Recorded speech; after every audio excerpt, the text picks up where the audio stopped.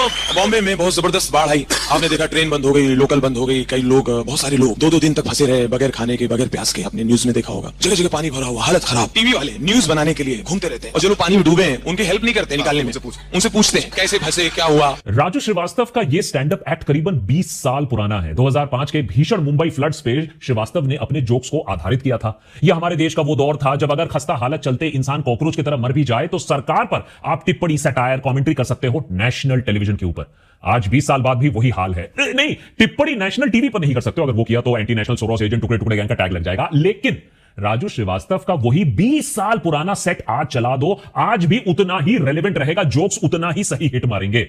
20 साल में कितने पार्टी पावर में आए, कितने पावर से गए, अमीर और अमीर, गरीब और गरीब, लेकिन मुंबई की अर्बन प्लानिंग गवर्नेंस मैकेनिज्म, लोगों का तड़पना वही का वही ढेर है। हर साल मॉनसून में मुंबई में वही होता है जो इस साल हुआ। सड़कें, कॉलोनीज, मॉल, हर जगह वाटर लॉगिंग, महंगी से महंगी गाड़ी मुंबई के रस्तों के सामने सरेंडर कर देती है। सड़क में फंसे लोगों को रेस्क्यू करने वाले जो ऑपरेशन चलते रहते हैं, बीच में ट्रेन, फ्लाइट, लोकल सब कुछ डिसरप्ट हो जाती है, स्कूल बंद हो जाती है। ये हाल होता है मुंबई का, मानो मुंबई चीख चीख के कह रहा हो, I am under the water, please help me, here too much raining. लेकिन मजे की बात यह है कि दुनिया के किसी और कोने में, किसी विकसित देश के फाइनेंशियल कैपिटल में अगर यह हाल होता तो लोग सड़क पर आकर सरकार की ईंट से ईंट बजा देते। लेकिन अब लोग आपदा में यहां अवसर ढूंढने लगे हैं, लोगों को एक मौका मिल जाता है।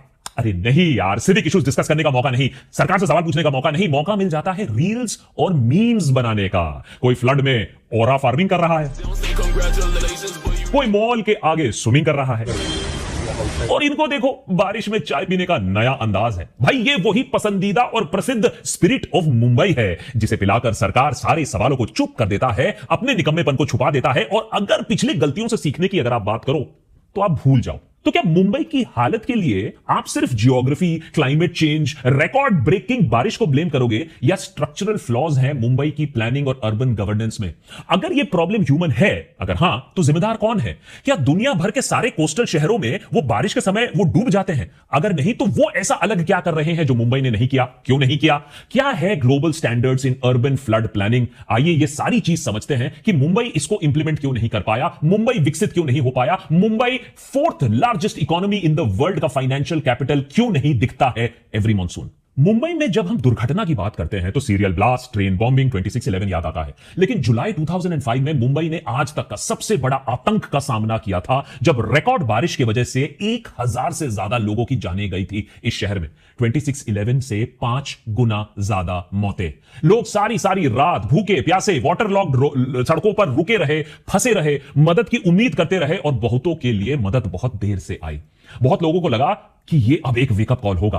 अरे भाई, देश का फाइनेंशियल कैपिटल है, देश का सबसे बड़े जो इंडस्ट्रियलिस्ट है, सेलिब्रिटीज हैं, बिजनेसमैन है, वो यहां रहते हैं, इनका गढ़ है, कॉर्पोरेट हाउसेज यहां रहती हैं, ये तो अनएक्सेप्टेबल होगा।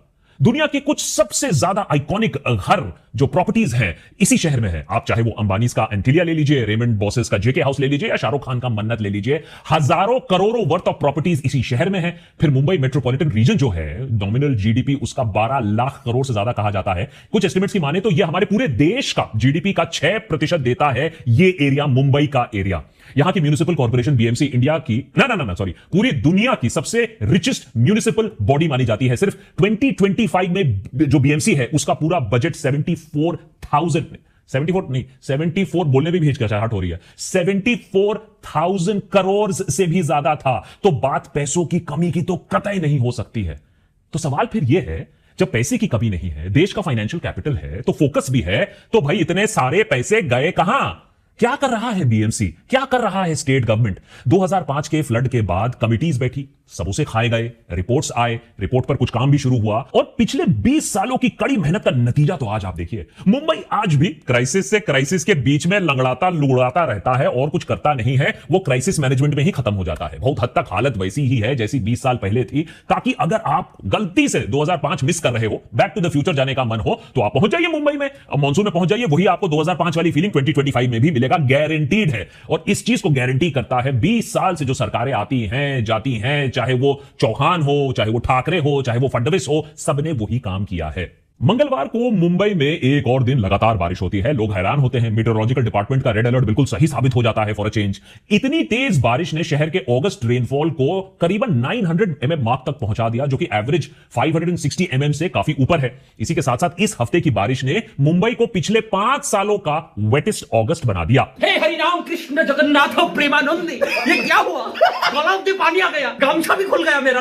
गमछा ही नहीं, बारिश ने सरकार को भी एक्सपोज कर दिया। रिकॉर्ड बारिश ने मुंबई में जगह जगह water logging, flood like conditions, traffic jam, power cuts, flight divergence और मास इवैक्यूएशंस को अंजाम दिया। बेस्ट की सर्विसेज वाटर लॉगिंग की वजह से 135 रूट्स में डाइवर्ट कर दिए गए। सेंट्रल और हार्बर लाइन पर लोकल ट्रेन का मेजर सस्पेंशन दिखने को मिला। Monorail rakes, high tech latest monorail जो बनाए गए थे मुंबई में, पावर कट और ओवरक्राउडिंग के चलते हवा में अटक गए। लोग वहीं फंसे रहे घंटों तक। लगभग 400 लोगों को कुर्ला के नीचे के स्लम से इवैक्यूएट किया गया, क्योंकि नदी जो है वहां, मीठी नदी है, वो खतरे के निशान से ऊपर पहुंच रही थी। 11 फ्लाइट डिपार्चर्स रीरूट किए गए। 24 अराइवल्स को लैंडिंग अबॉर्ट करनी पड़ी। कुर्ला, अंधेरी, जोगेश्वरी, कांदिवली, घाटकोपर, विलेपार्ले, मीरा रोड, हर जगह पावर आउटेजेस दिखने को मिले। मुंबई, थाने, नवी मुंबई, परेल और पालघर के स्कूल्स और कॉलेजेस ट्यूसडे और वेडनेसडे को बंद रहे। बीएमसी ने गवर्नमेंट ऑफिशियल्स के लिए हॉलिडे डिक्लेयर कर दी। प्राइवेट इंस्टीट्यूशंस को वर्क फ्रॉम होम करने की सलाह दी। शहर के लगभग सभी वाटर रिजर्वॉयर्स अपनी कैपेसिटी के करीब करीब ऊपर तक, हायर लेवल तक पहुंच गए। वहीं मीठी रिवर, जो पोवाई और विरार लेक्स को फीड करती है, एक क्रिटिकल ड्रेनेज चैनल है जिसमें सिर्फ 75% तक ही डीसिल्टिंग हो पाई, क्योंकि यह काम तो कभी हो नहीं पाता टाइम से, वो अब उसका पानी सड़कों पर आ रहा है। तो यह हाल है मुंबई का इन 2025, जब हम विश्वगुरु बन चुके हैं, नंबर 4 जीडीपी बन चुके हैं और अच्छे दिन तो आ ही गए हैं। ये बिक गई है गवर्नमेंट, सारे मिलके हमको पागल बना रहे हैं बच्चे। याद रखिए, ये power cuts, flight divergence, flooded road, ये सब कुछ आपको फ्री में नहीं मिल रहा है। मुंबई में बसने के लिए लोग 1-2 नहीं, 500 से 600 करोड़ तक देते हैं। यहां बस एक फ्लैट खरीदने के लिए, प्रॉपर्टी खरीदने के लिए लोग अपने आप को बेच देते हैं। रिपोर्ट्स की माने तो महाराष्ट्र के टॉप 5% रिचेस्ट लोगों को भी अगर मुंबई में एक डिसेंट फ्लैट चाहिए तो कम से कम 109 साल की सेविंग्स लगेगी। 109 साल, उसके बाद भी ये स्वर्ग लोग आपको मिलता है मुंबई में। देख लीजिए, ऐसी भारी भरकम प्रीमियम पेमेंट करने के बाद आपको मॉल के सामने स्विमिंग करने की फैसिलिटी दी जाती है। अब ऐसी सबको थोड़ी ना मिलती है फैसिलिटी।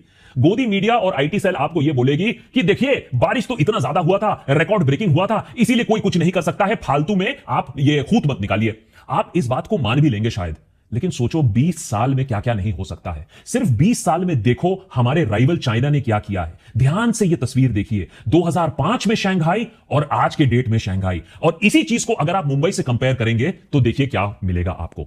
2007 में बोला भी जाता था कि नहीं नहीं, मुंबई को हम शंघाई बनाएंगे, हम विकास करेंगे, लेकिन अब तो चीफ मिनिस्टर फडणवीस कह रहे कोई जरूरत नहीं है शंघाई मंगाई बनने की, मुंबई मुंबई ही रहेगा। तो क्या हम सब कुछ नेचर पर ब्लेम करके, रिकॉर्ड रेनफॉल पर ब्लेम करके बस नेहरू की गलती बोलकर सो जाएंगे? मुंबई की खस्ता हालत के पीछे कई वजह है। सबसे पहले मुंबई की टोपोग्राफी। मुंबई बना था 7 आइलैंड से, जो कि 1800s में अंग्रेजों ने समुद्र से लैंड रिक्लेमेशन करके इन 7 टापुओं को एक साथ जोड़कर एक कंटिन्यूअस लैंड मास बना दिया, जिससे बना एक पूरा शहर।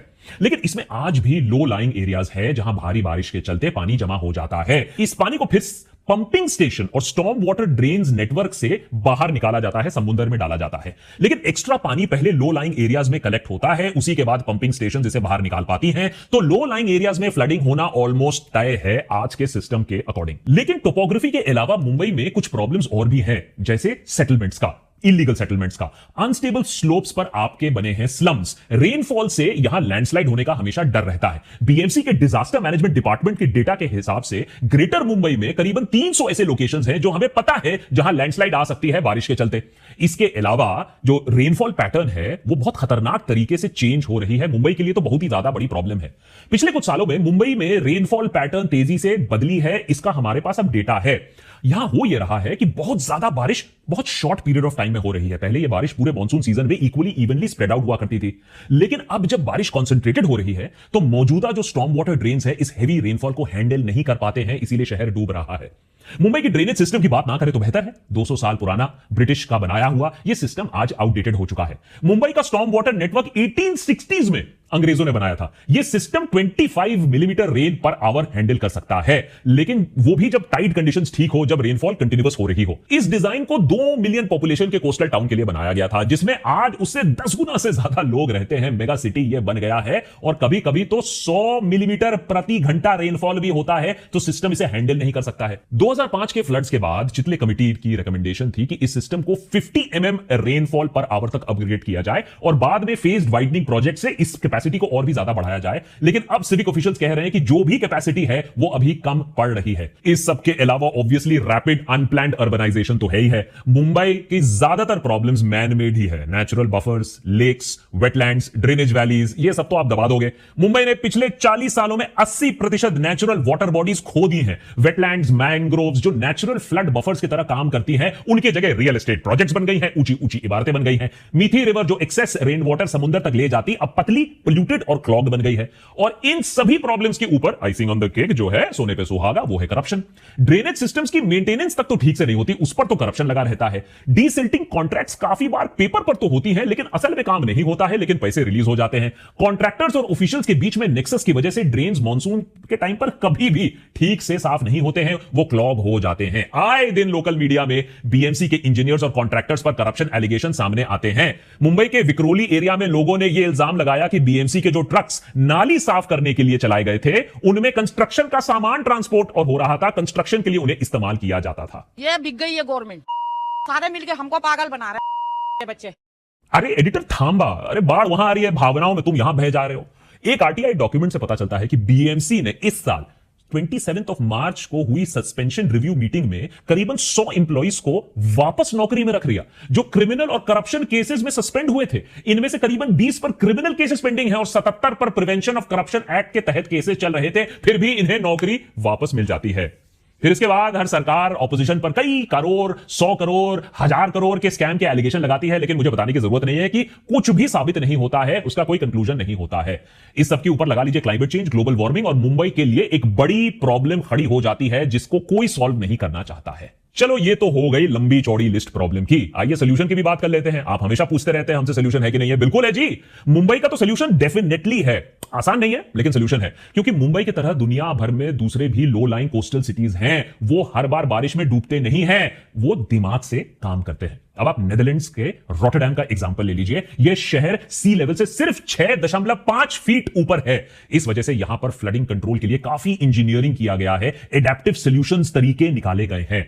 फर्स्ट लाइन ऑफ डिफेंस यहां स्टॉर्म सर्ज बैरियर्स हैं, डाइक सिस्टम लगाए गए हैं जो फ्लडिंग को कंट्रोल करते हैं। नेदरलैंड्स का बहुत फेमस प्रोग्राम भी है, रूम फॉर द रिवर उसे कहा जाता है, जिसमें रिवर्स को जरूरत से ज्यादा स्पेस दिया जाता है ताकि हाई वाटर इवेंट्स, माने हिंदी बोले तो फ्लडिंग, हाई वाटर इवेंट्स में टाइम पर पानी आसानी से बह सके, फ्लो कर सके। इससे फ्लड को प्रिवेंट करने में बहुत ज्यादा मदद मिलती है। और हमारे देश में क्या होता है, रिवर के जो फ्लड प्लेन्स हैं भी, उनके जो बैंक्स हैं भी, वहां हम मकान लगा देते हैं, मलबा डाल देते हैं या फिर उस पर कूड़ा डाल देते हैं। फिर अगर हम बात करें डेनमार्क की राजधानी कोपेनहागन भी मुंबई की तरह एक लो लाइन सिटी है। 2011 के वहां भी डेवास्टेटिंग फ्लड्स हुआ था, लेकिन उसके बाद देखिए उन लोगों ने क्या किया, comprehensive nature based flood plan उन्होंने बनाया, सरफेस लेवल सॉल्यूशंस पर उन्होंने फोकस किया। मैं फिर से याद दिला दूं, दूसरे शहर में भी तबाही मचती है, लेकिन उसके बाद क्या किया जाता है, हमें उस पर फोकस करना चाहिए।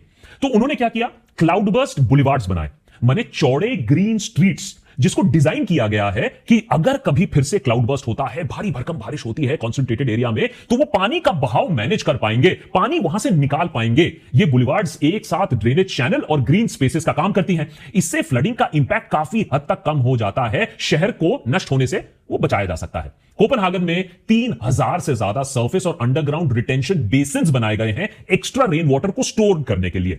सस्टेनेबल अर्बन ड्रेनेज सिस्टम नामक एक प्रोजेक्ट इसे इंप्लीमेंट किया गया, जिसमें ग्रीन रूफ है, परमिएबल पेवमेंट्स हैं, रेन गार्डन्स हैं, जिससे चीजें क्या होती है ना कि अगर बारिश हो भी रही है, धीरे धीरे बारिश को आप ग्राउंड में कैसे फोकस करोगे और जमा होने से कैसे बचाओगे। अभी हाल ही में 2023 में जर्मनी ने नया प्रोजेक्ट इंट्रोड्यूस किया, स्पॉन्ज सिटी। इसका एम है परमिएबल पेवमेंट्स ग्रीन इंफ्रास्ट्रक्चर, जो बर्लिन और जर्मनी के दूसरे शहरों में इसको इंप्लीमेंट किया जाएगा। हिंदी में बोले स्पॉन्ज सिटी का मतलब हुआ एक शहर जिसका पूरा डिजाइन इस तरीके से है कि वो वाटर को किस तरीके से ट्रीट करता है, यानी बारिश के पानी को कैसे अब्सॉर्ब करता है, स्टोर करता है और धीरे धीरे ग्राउंड में रिलीज करता है। इससे दो फायदे हैं, फ्लड का रिस्क कम हो जाता है और ग्राउंड वाटर रिचार्ज होता है, पानी का क्वालिटी भी इंप्रूव होता है, तो पानी व्यर्थ और बर्बाद भी नहीं होता है जो बरसता है। यह कॉन्सेप्ट पहली बार चाइना में 2015 में लॉन्च हुआ था। सिंगापुर ने भी अपना ABC active beautiful clean water programme launch करके स्पॉन्ज सिटी का आइडिया अडॉप्ट किया।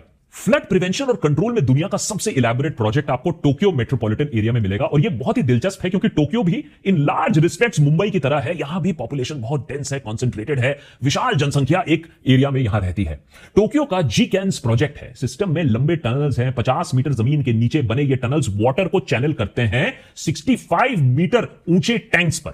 अब ये सब मिलकर पानी को फिर एक विशाल स्टोरेज यूनिट में डालते हैं जिसे अंडरग्राउंड टेंपल या कैथेड्रल कहा जाता है, क्योंकि ये स्टोरेज यूनिट इतना विशाल है। सोचिए कितनी लेवल ऑफ प्लानिंग की गई है। सिटी के ड्रेनेज का पानी टनल्स के थ्रू साइलोज में आता है। साइलोज फ्लो रेगुलेटर की तरह उसका काम करते हैं, फिर पानी को चेंबर में ले जाकर उसे पंप आउट करके 200 क्यूबिक मीटर पर सेकंड की स्पीड पर ईडो रिवर में पंप आउट करते हैं। पानी वहां डिस्चार्ज होकर फिर समुद्र तक पहुंच जाता है। तो वर्स्ट केस सिचुएशन प्लानिंग करके ऐसी इलैबोरेट प्लान बनाई गई है। वहां यह एक्सक्यूज नहीं दिया जाता है कि अरे इस बार तो रिकॉर्ड तोड़ बारिश हो गई इसीलिए शहर डूब गया। अब क्या इनमें से कोई भी ग्लोबल स्टैंडर्ड का सिस्टम मुंबई में लग सकता है? जवाब है हां, क्योंकि आपके पास पैसे हैं, आपके पास जरूरत तो है, आप फाइनेंशियल कैपिटल हो भाई, 4th लार्जेस्ट इकोनॉमी के। बस दरकार सिर्फ पॉलिटिकल विल की है। अगर मुंबई आज भी इन सब चीजों पर काम शुरू करे, wetland development, proper drainage system, implement ये सारे जो स्पॉन्ज सिटी के जो फंडामेंटल्स हैं, इस सब में करने में कई साल लग जाएंगे, लेकिन चेंज पॉसिबल है। कुछ सालों में चेंज दिखने लगेगा। आपके पास ऑप्शन है नहीं, आपको ये करना जरूर पड़ेगा अगर मुंबई को सर्वाइव करना है। लेकिन हां, अगर जनता खामोश बैठी रहेगी तो सरकार भी बड़ी बड़ी स्टैच्यूज को इनॉग्रेट करेगी और असली मुद्दों को दफना देगी। लोग कॉकरोचों की तरह मरते रहेंगे। चॉइस आपकी भी है। अगर आप उठकर ये सारे सवाल करोगे तो बिल्कुल ऐसा हो सकता है, नहीं तो सरकार जिंदाबाद। ये बिक गई है गवर्नमेंट, सारे मिलके हमको पागल बना रहे हैं बच्चे।